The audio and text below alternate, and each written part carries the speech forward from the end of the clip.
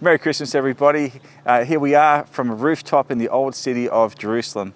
As we've walked around the streets of Jerusalem over the last few days, everywhere, whether it's in the lobby of a hotel, whether it is in a shopping centre, in the windows or at the front of people's homes, in public squares, you have what's called Hanukkahs everywhere.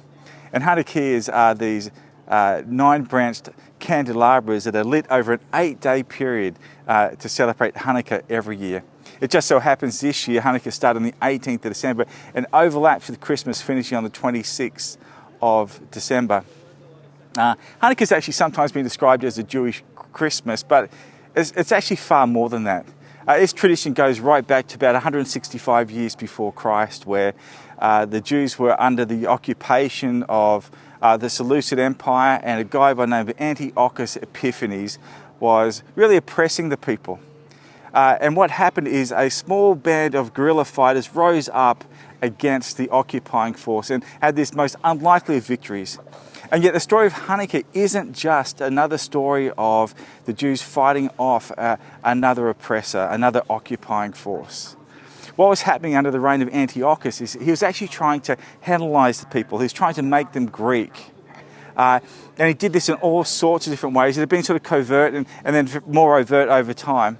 And things started to come to a head, particularly when he put a guy by the name of Jason as high priest in the temple.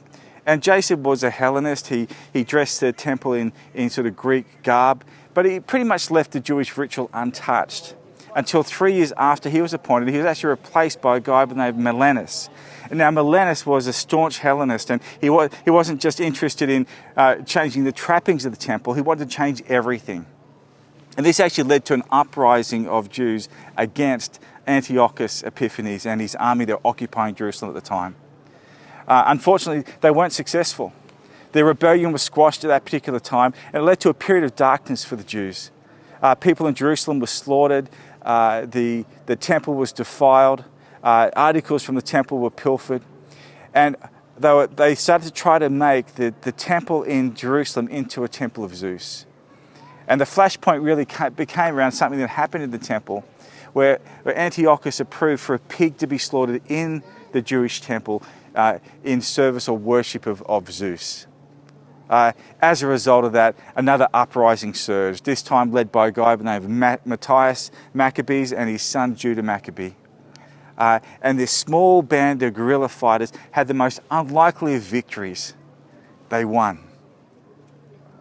And they started to turn the people of Israel back to God. One of the first things they did was actually rededicate the temple. Hanukkah actually means dedication.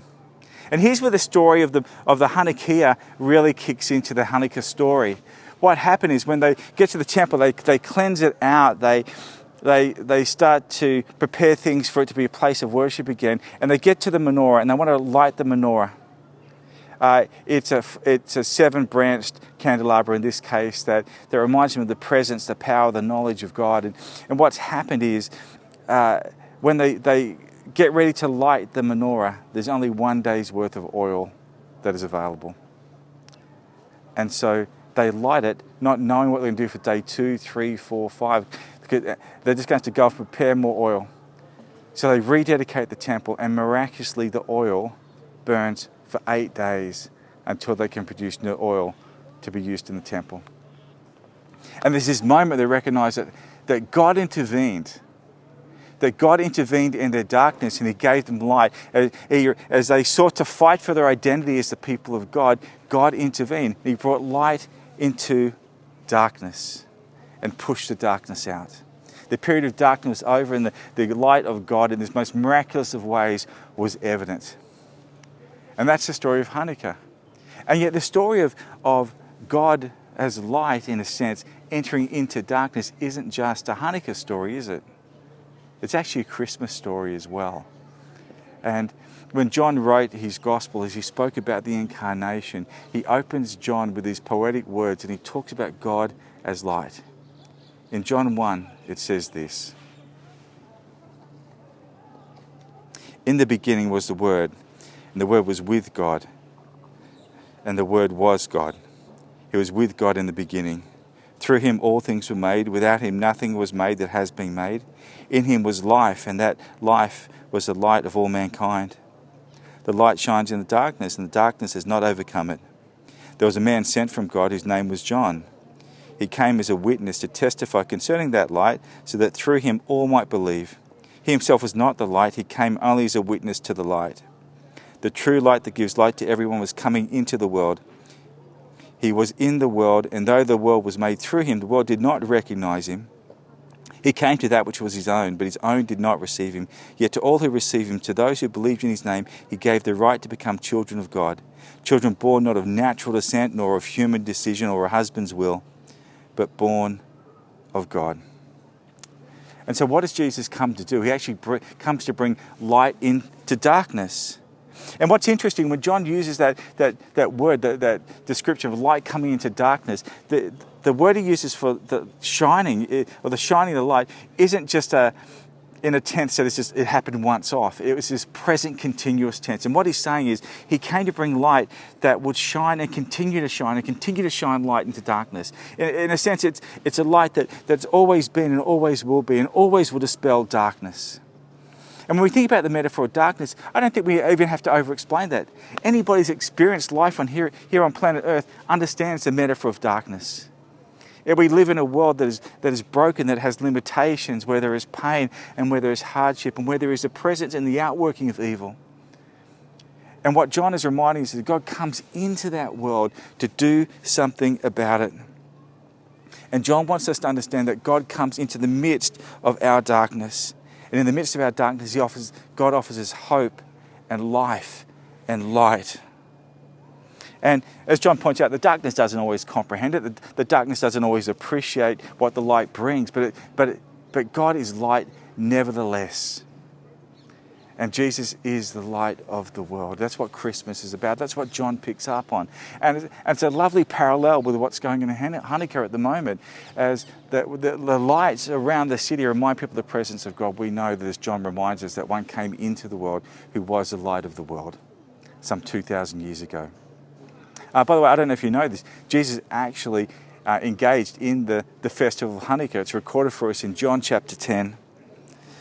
He walked these very streets behind me. In John 10, we're told, verses 22 to 25, then came the festival of dedication at Jerusalem. It was winter, and Jesus was in the temple courts walking in Solomon's colonnade. The Jews who were there gathered round him, saying, how long will you keep us in suspense? If you're the Messiah, tell us plainly. Jesus answered, I did tell you, but you do not believe. The works I do in my Father's name testify about me.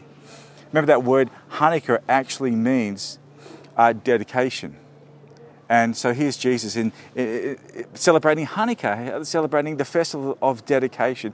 And as he walks into the temple area, there's this great expectation. The lights remind people of the presence of God. There is a hope that God will dispel the darkness once again, because once again the people find themselves under the reign of an occupying force that perhaps doesn't appreciate their identity and their significance and their purpose.